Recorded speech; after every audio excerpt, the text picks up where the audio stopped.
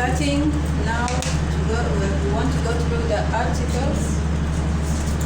First, we want to know what is discrimination.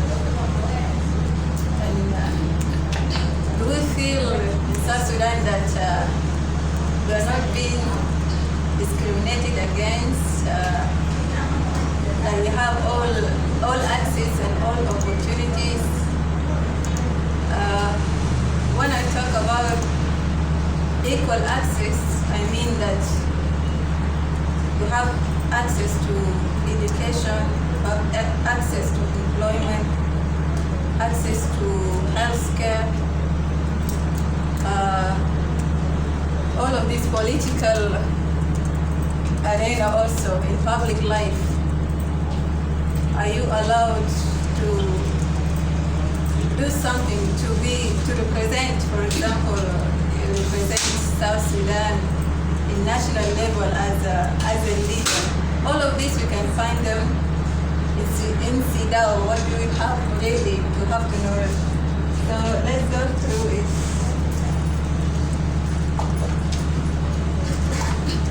We want to know what is CEDAW.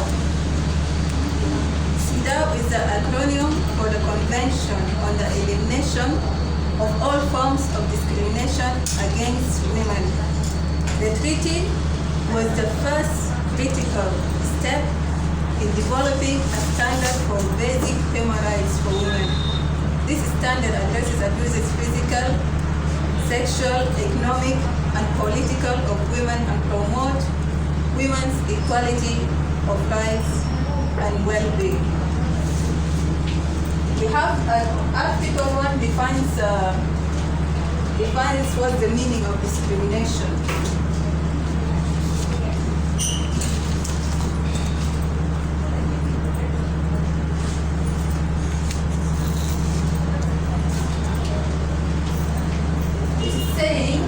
Article 1 defines discrimination.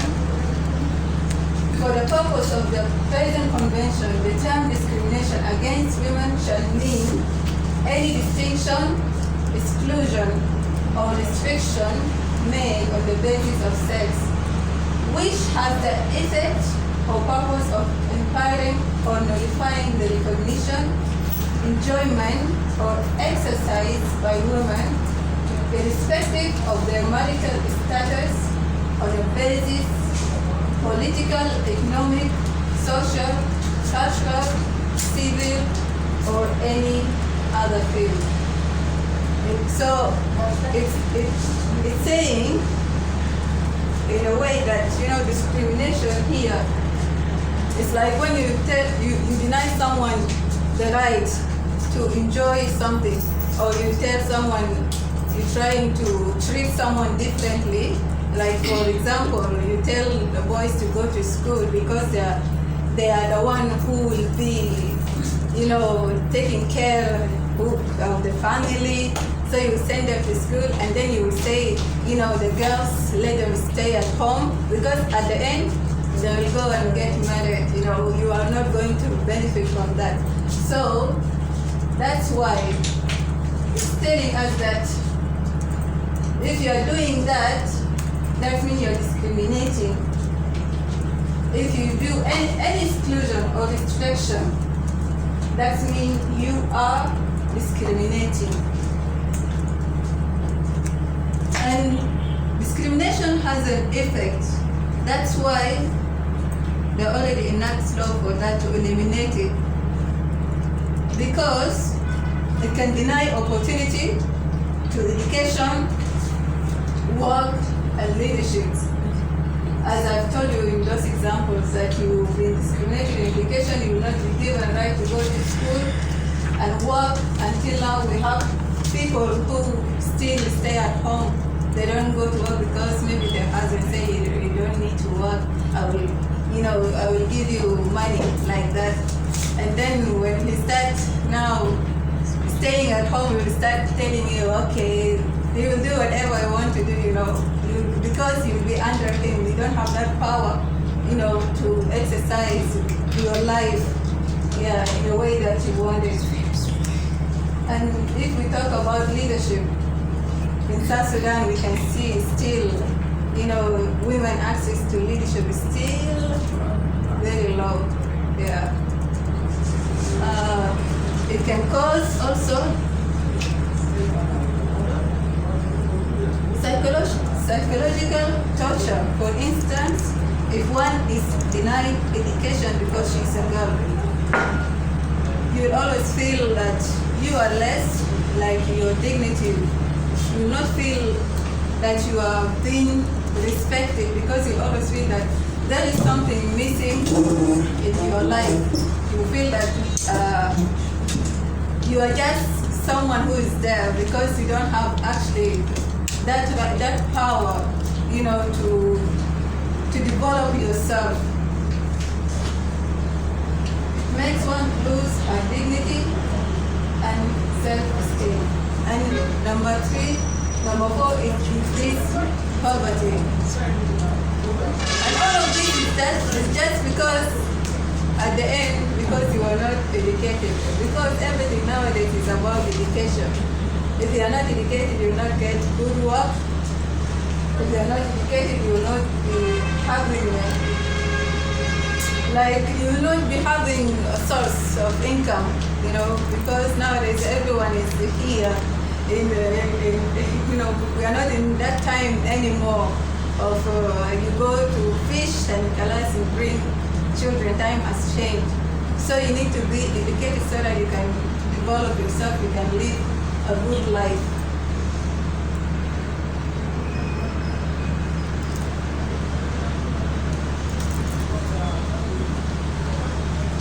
So, what will the government do?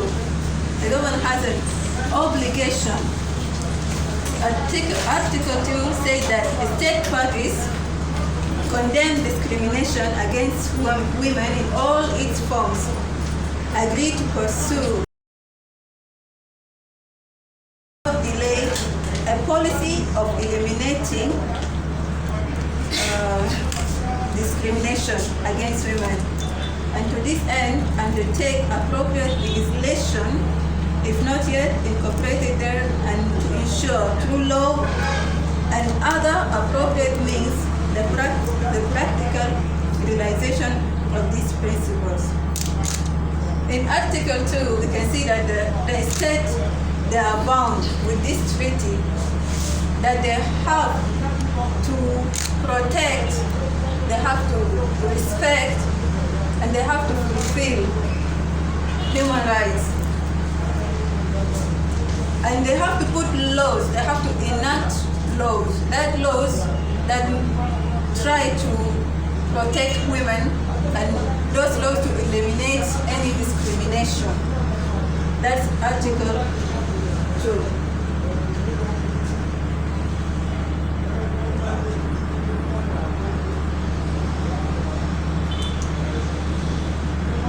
If we go to Article 5, I will not give you all the articles that are some, but the ones that are important for us in this workshop. If we go to Article 5 of CEDAW, provides of elimination of socially constructed identities, the stereotypes against women that undermine the dignity and the status of women. We already know that there is stereotypes in South Sudan, and I don't know if someone can try to mention what do you see. We are here to discuss, all of us. I'm not be talking alone. Yes. So, can someone mention for me types of the stereotypes in South Sudan that we have here about women?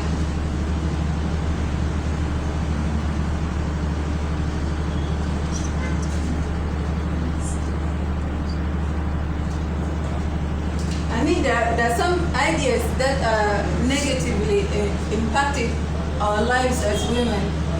Those ideas that make us go behind, like they have been a handicap to our development as women in South Sudan.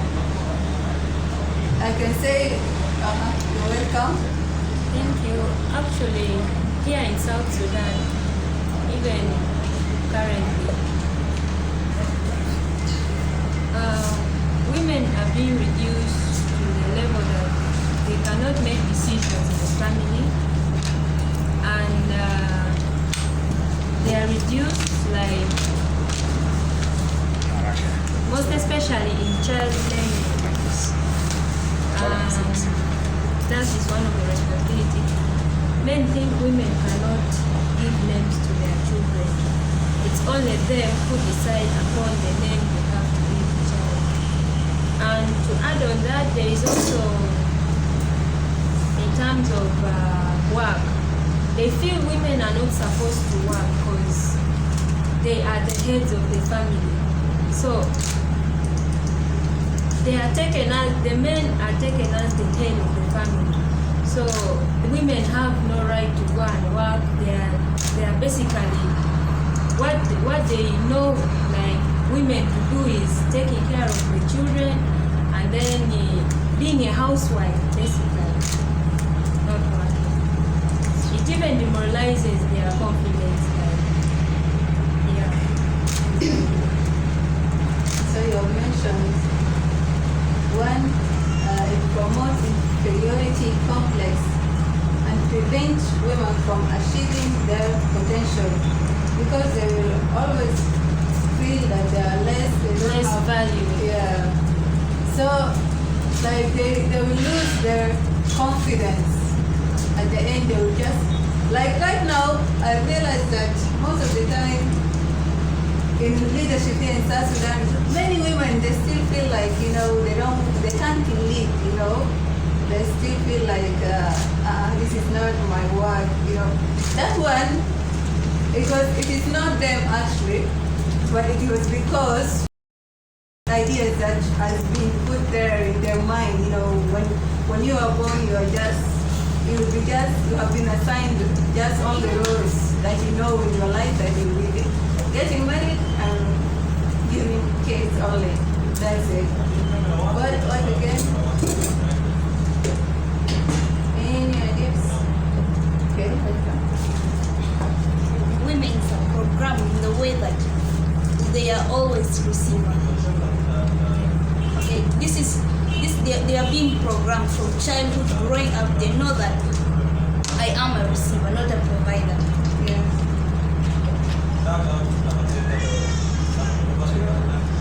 Another?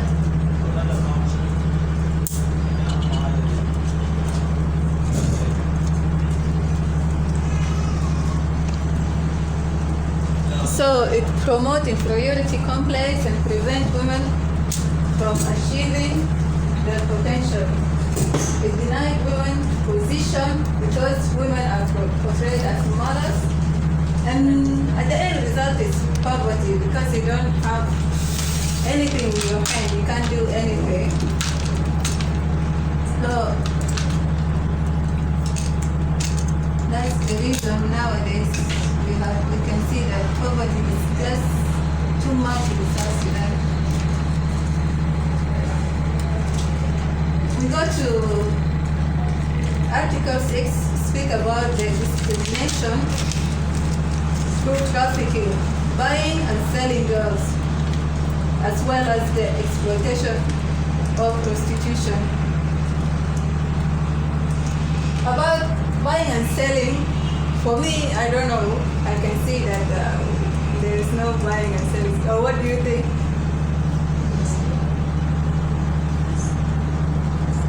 Do we still have people who buy and sell people? Like, I mean, it's legally it's not there.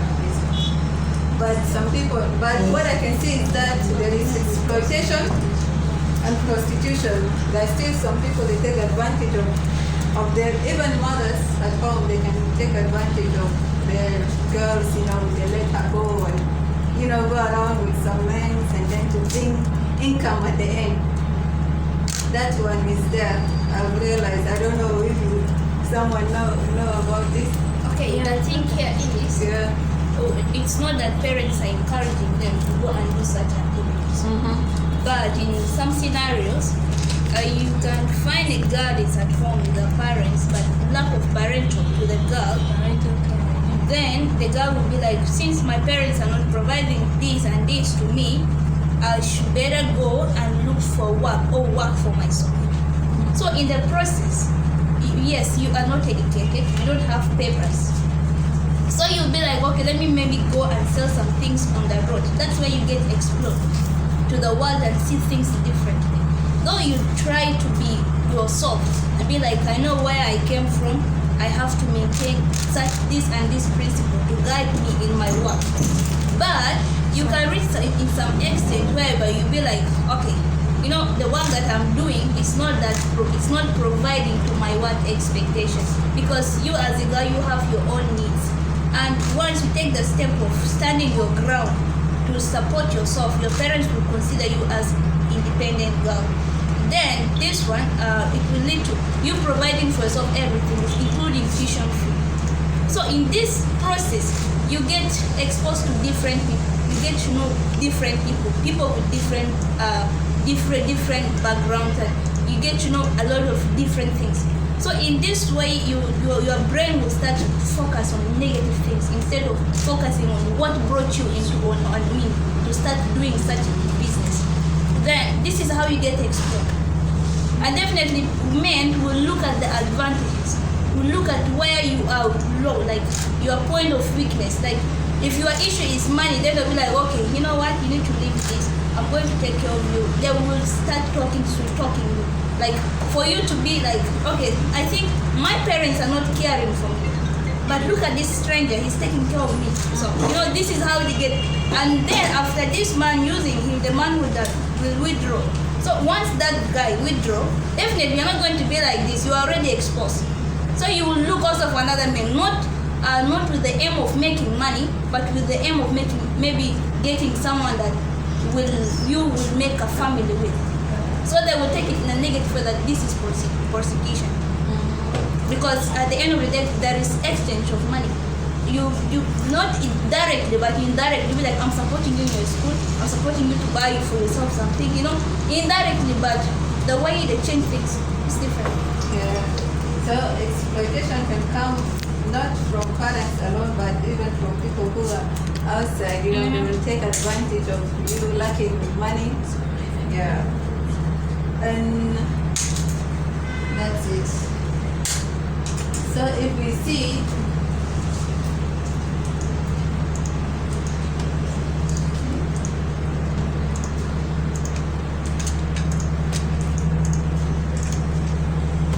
effects of buying and selling women, there is exposure to and in some cases acquisition of sexually transmitted diseases like HIV/AIDS.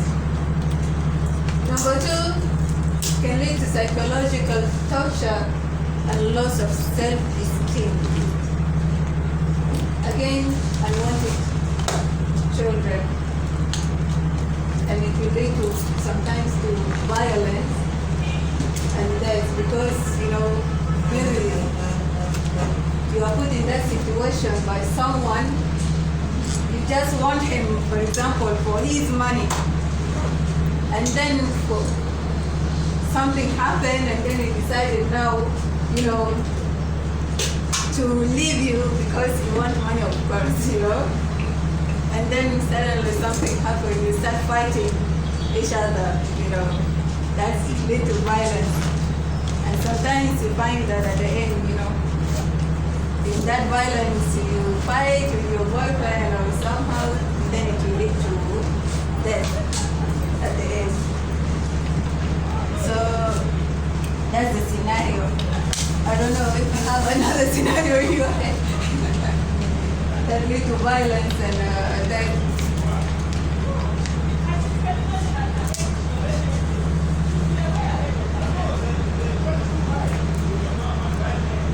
So what do you think, what should the government do?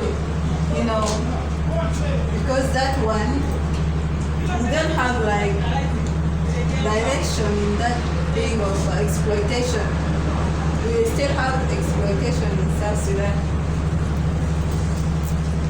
And it's not addressed really. It's not really addressed.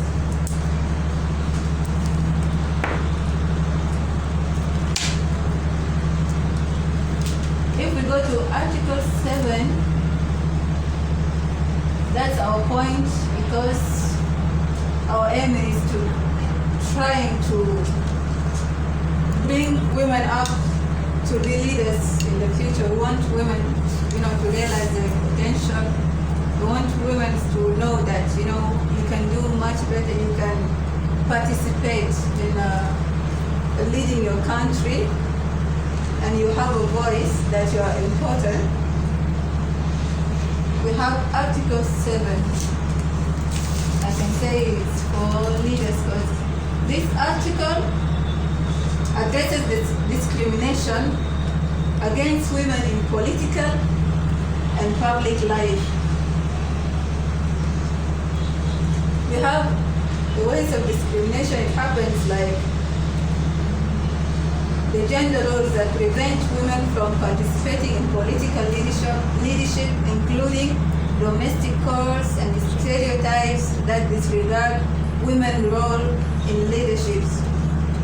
As you have said before, that women are still there down there, they don't want to lead, they don't. And I've had many people, they always say, like we have the 35%, they are saying, which was 25, but it was amended 35, but when we ask why still women are not there at the government level, some will say it's because women are not educated enough. So that's the reason, and some because of the mindset and the ideas of women that they still see themselves that it's just, they don't have time for that actually. Most of women, they still feel like they don't have time, they want to take care of their children and things like that. We have also unfavorable policies, laws and practice. And we have limited opportunities to education, as I have mentioned. And the reason why I can say is because of lack of education. That's what I can say. I don't know if we have different understanding of the situation, why we don't have enough women in leadership.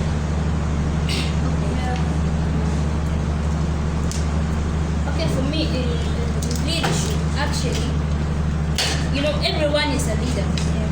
It's depending on how you want your leadership to be, whether it being at political level or community level, as you have put it in public life. You can be a leader, but the thing is, to take that step of being a leader is what women are afraid of. It's not that they are not educated. They could be educated. You can be educated, but for you to go and be like, okay, you can make you can form a group of your own and say, saying, this is the group that I want to lead with the specific objectives and goals that you want to achieve. Okay, and then you work as team. But we fear to take that step. Women's fear to take that step of leadership. The opportunities are there, plenty of opportunities, but they fear to take that step. What do you think the reason why they fear? No, we don't fear. We don't fear. It's actually that opportunity. When it is there and we ask for it as women, we are not given from above. Then you create your own. So we try to still create, but they say it. We are not educated. It's still in some places, in some countries, we can see other women. They don't know English. They don't know how to write, but they can speak in their mother tongue. And the voice is there above. But for us here in South Sudan, I'm not seeing, I don't know what. So we are not fearing as ladies. We don't fear. Okay. Instead, we are crying to get that opportunity, which is there, but it's not given to us. Now the problem in South Sudan is because they think women don't give, like they don't decide something, or they don't have the power to lead. I don't know why, but this mostly happens in South Sudan. You see, in Uganda, women lead. They accept them to lead. They give them opportunities. But here in South Sudan, women are declined, like they are reduced, like they don't have the right to lead. That's why most leaders in South Sudan are men. It's just of recent I'm seeing some women are working in the ministries, some are leading in, they create their own companies like NGOs. They are building it within themselves. So mostly here women, they build up something on their own. They are not given the opportunity. Yeah.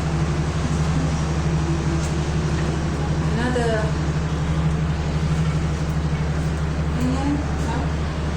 So let's see about that, because this article is very important. Let's read it.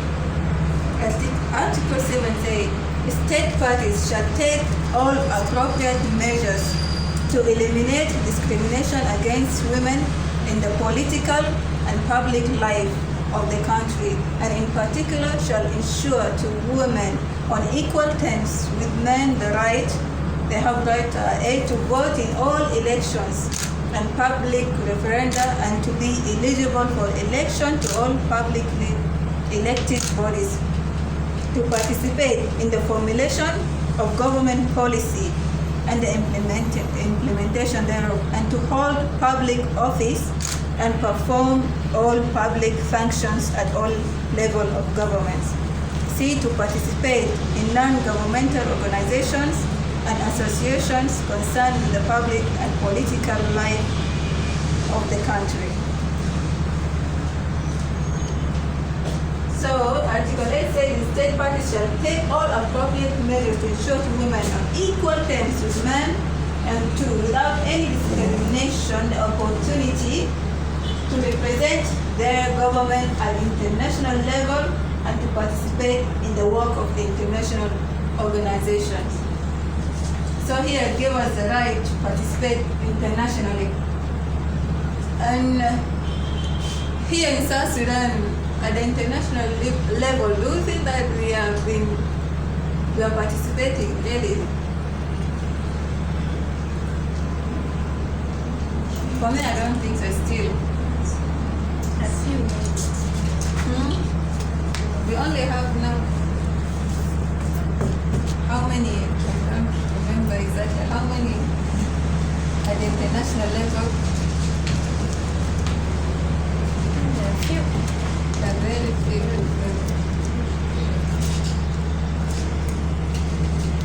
So let's go to the other part. Let's talk about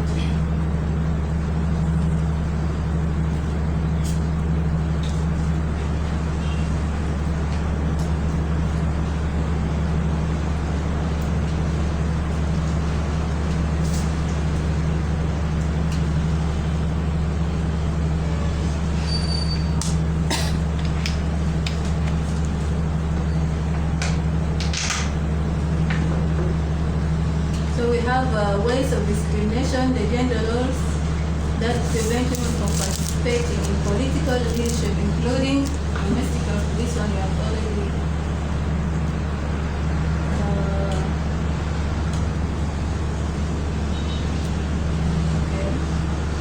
participating in political leadership, including domestic roles and stereotypes that disregard women's roles in leadership.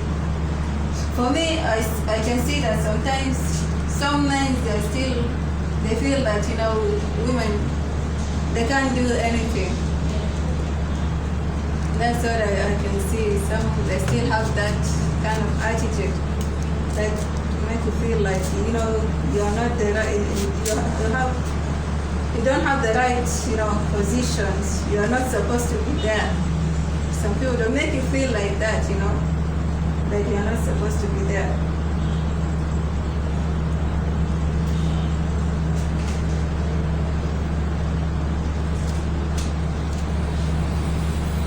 But also we have to encourage women, to participate. We need to do some campaigns that we need more women in leadership still.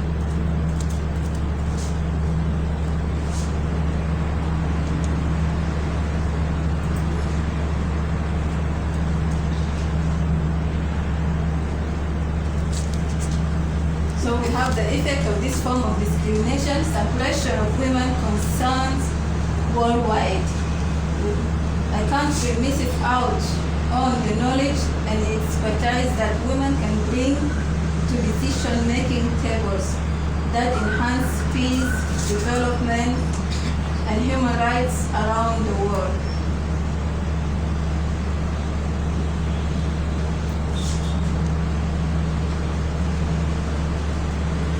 Article 9 of CEDAW grants women to equal rights remain to nationality, that women's nationality should not be automatically changed by marriage or change in her husband's nationality.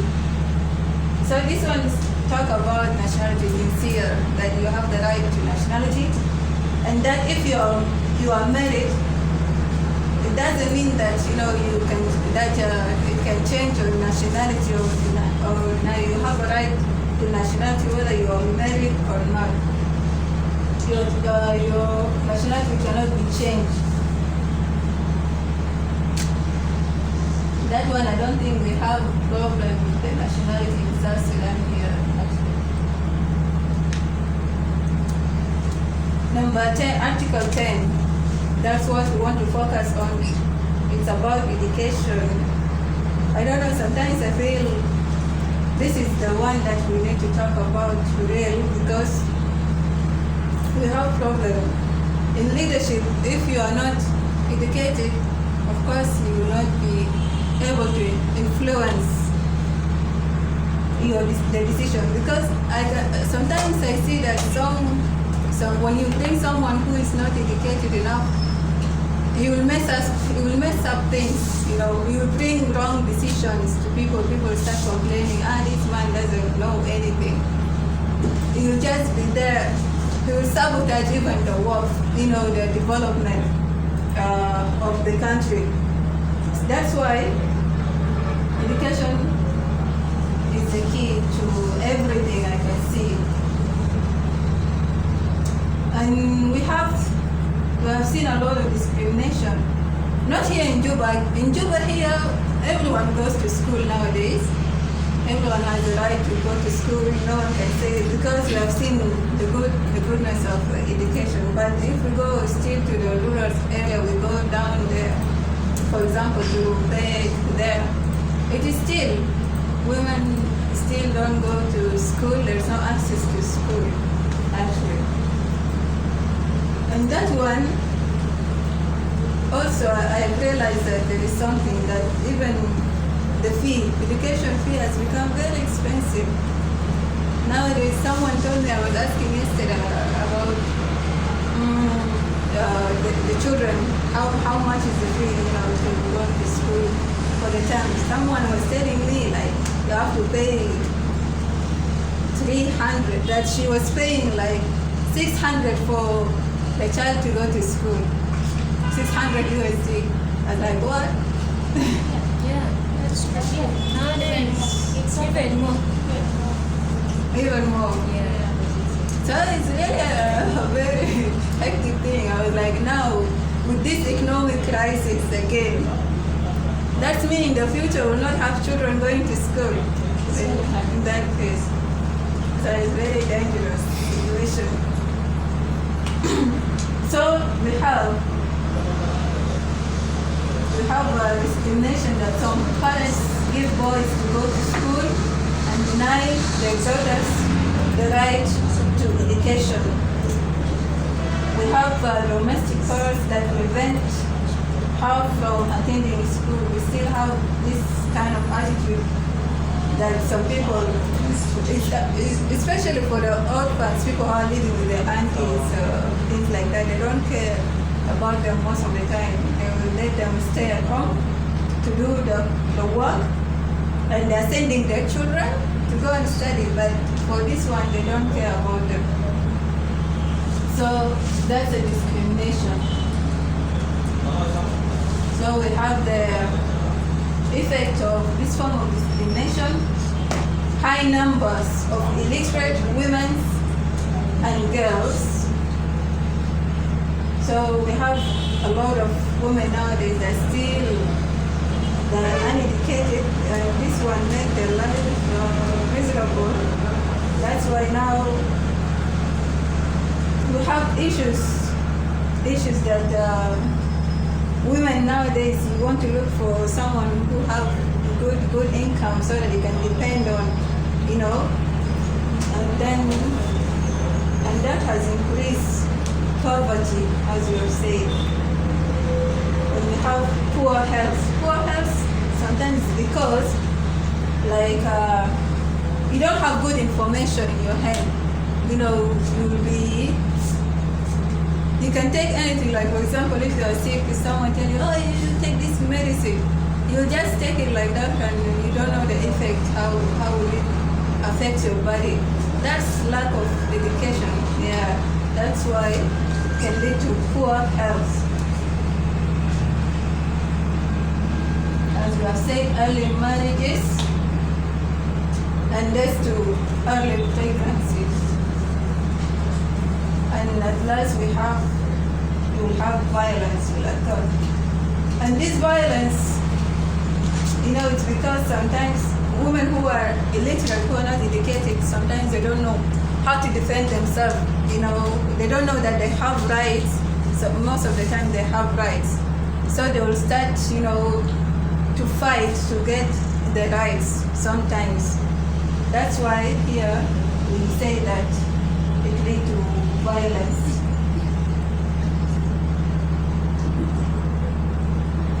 So what do you think, what steps should we take to reduce discrimination against women in education? If you can, if someone has opinion.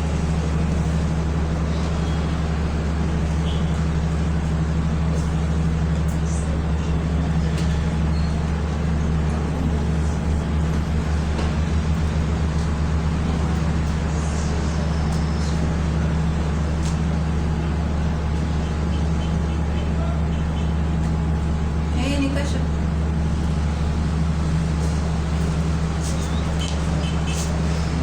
Alright. Because of time, let's go to. Okay, welcome. Okay, I think here both the government and the NGOs should provide scholarship for girls to encourage girls to go to school. Just recently, what you were saying, school fees now is very expensive. So a parent who is a teacher who is getting 30 or 300 pounds cannot afford that $300 or $700. So, which means the government and the NGO should bring up a policy whereby girls are paid by the government or girls are paid by the NGO to school. So, I think that was at least improved. Okay.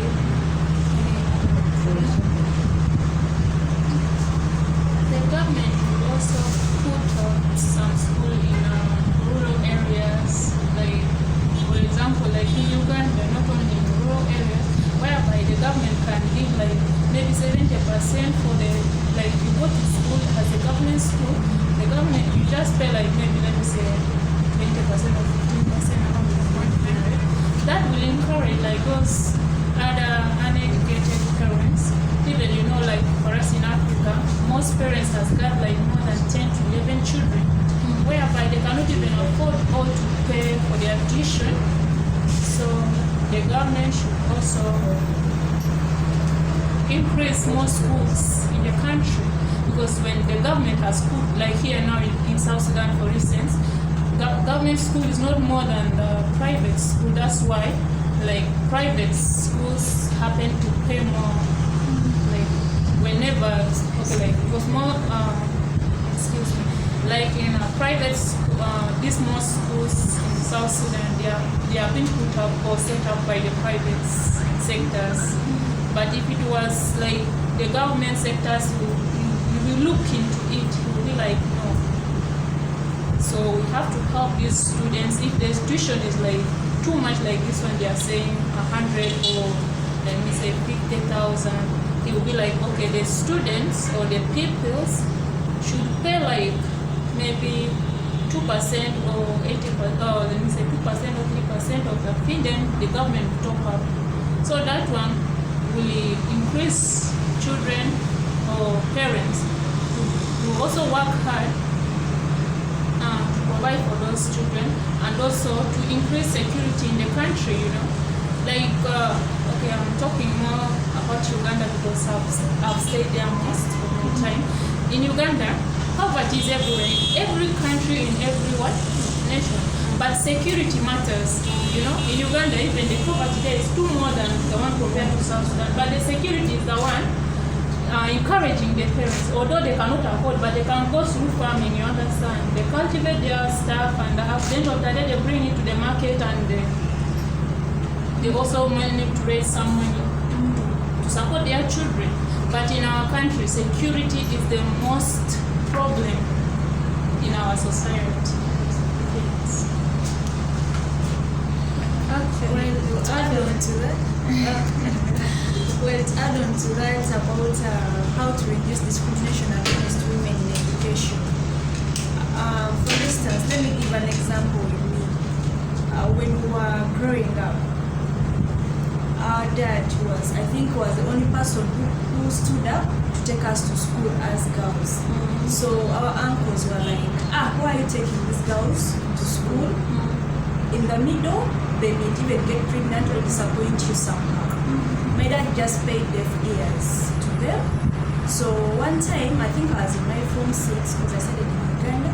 I was in my senior 6. So one of the uncles who used to discourage us going to school came asking me, which class are you in? I was like, I'm in senior 6. After that, when I graduated, we were all surprised when I graduated. So what I'm trying to bring in is, I think we also need to sensitize our parents. Some people don't understand the use of education. Especially those people who are in rural areas, they will not know the use of education. For them, they grew up knowing that maybe a girl child has to go to some extent, do these chores, then get married. So if we only get that opportunity of also sensitizing our parents about education, the importance of education, it would have worked out for us.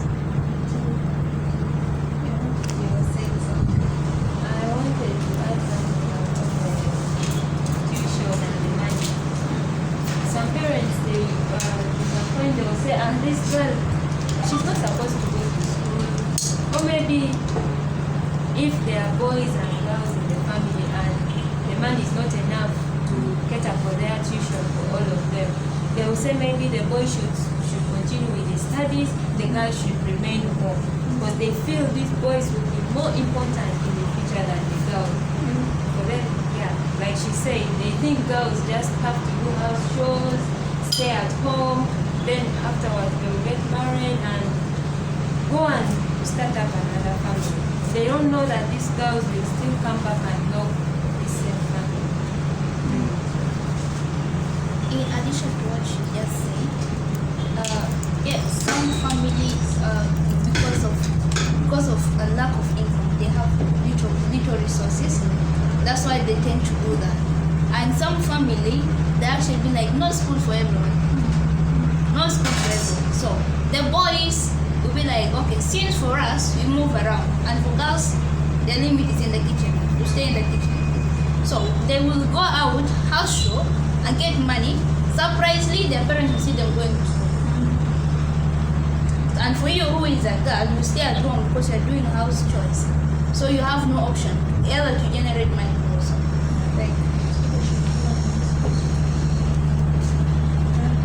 we also need to, the government or the NGOs should advocate to our parents, because there are times whereby, okay, like our age, the teenagers, we end up after finishing senior 4, senior 6, we end up getting pregnant, and then they tell you, you have conceived, so we are not able to pay attention to school. But that's not the point. They did after delivery, let me deliver. Then you as my mother encourage me to go back to school. You pay my tuition fee, I leave you the baby. Then you encourage me, I go to school. But there are few who do that. Very few. They will do that. But that one we need to encourage them. Like for me, example, okay, I'm one of the teenagers who did that, but I appreciate my mom. She stood with me from and now I'm in my 6th year, which I'm finishing next year.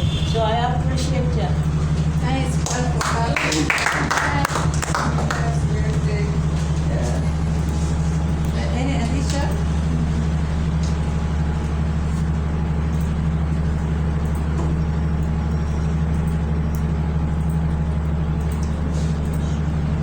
So we can say beauty discrimination education, women at times does not have equality. May have jumped to something. We are going to Article 11. It provides for the right of women to equal employment opportunities with men. So, as we talk about equality in employment, again, it takes us back to education, because due to discrimination in education, women at the times do not have the qualification to get certain jobs. Until now, still, some companies discriminate against women due to their maternal roles. Some companies or organizations, they don't like, because you are giving babies all the time, some people they will say, no, we don't want, they will, let you go from your job. Because they think that it is a waste of their resource and their money, their time, like that. Some companies do not respect the maternity leave of new mothers. We have the effect of this form of discrimination.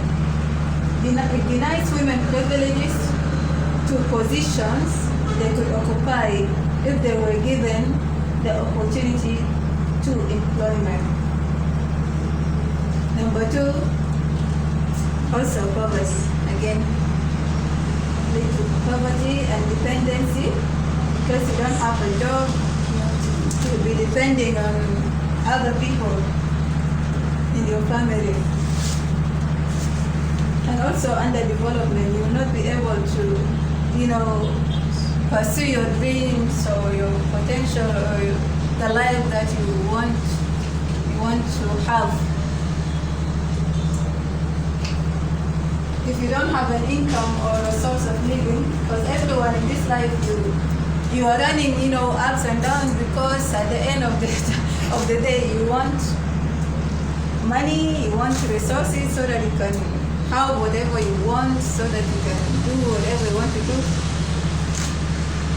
You can have a good life, but without employment, it cannot happen, of course.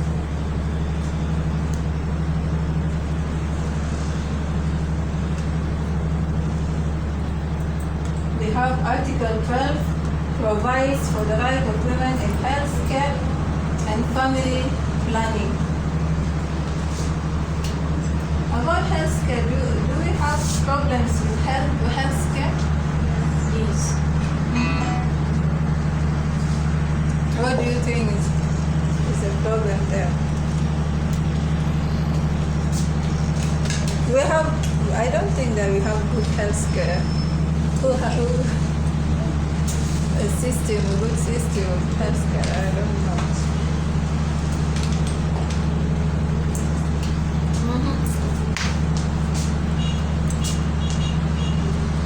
That one, I think it has been left for everyone, to take care of your health. Everyone.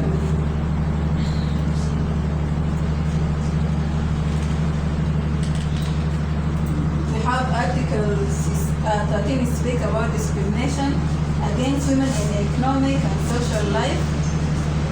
We have Article 14 provides equality of women in the rural environment.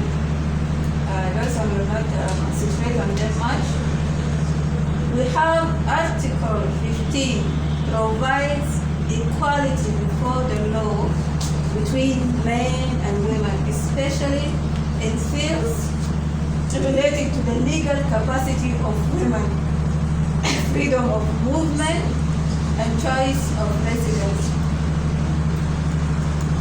This Article 15 is very important because it talks about equality before the law, that we are all equal before the law. You have a right to go to the court. If you have a case, you can go and sue whatever.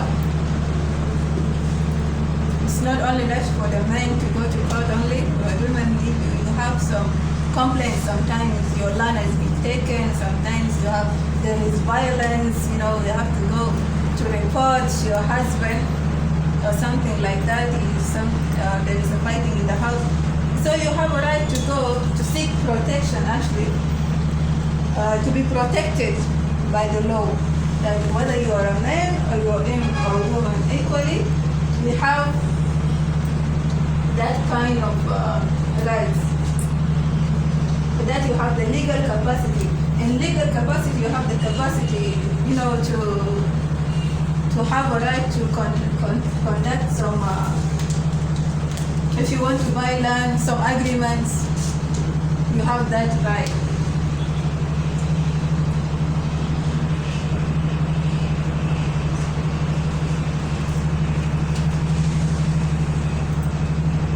But for us, you can see that we have challenges. Until now, we have challenges of on marriage and divorce. Still, there are some laws that are not enacted, we have the traditional laws, because most of the time we have customary laws that is governing our marriages most of the time and the divorce. That's why sometimes you can pay cows, a lot of cows, dowries like that. And then at the end, when you get married to that person, you stay with him, and then you do not stay in good terms, and you are not in good terms, then you try to divorce. Here comes the problem. Because the laws nowadays, they'll tell you to go to the customary laws, and the customary laws still undermine the status of women. Still, for them, if a man has paid cows, you have property, yeah. And to divorce, you have to, those cows must be taken back.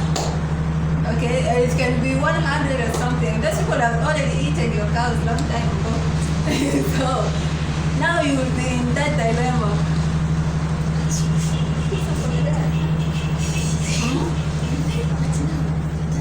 For the dad.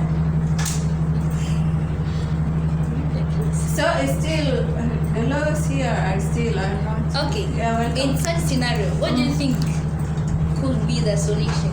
The dad paid the dowry, and definitely it's thousands, hundreds heads of cattle. If the law say now, then this is the marriage does not work out. This is the end.